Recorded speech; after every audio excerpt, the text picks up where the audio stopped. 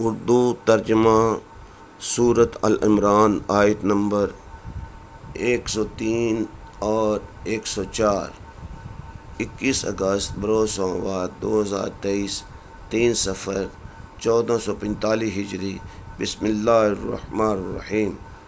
تم سب سے مل کر اللہ کی رسی کو مضبوطی سے سام لو اور تفرقہ مت ڈالو، اور اپنے اوپر اللہ کے اس نعمت کو یاد کرو جب تم ایک دوسرے کے دشمن تھے تو اس میں تمہارے دلوں میں الفت پیدا کر دی اور تم اس کی نعمت کے باعث آپس میں بائی بائی ہو گئے، اور تم دوزخ کی آگ کے گڑھے کے کنارے پہنچ چکے تھے، پھر اس نے تمہیں اس گڑھے سے بچا لیا۔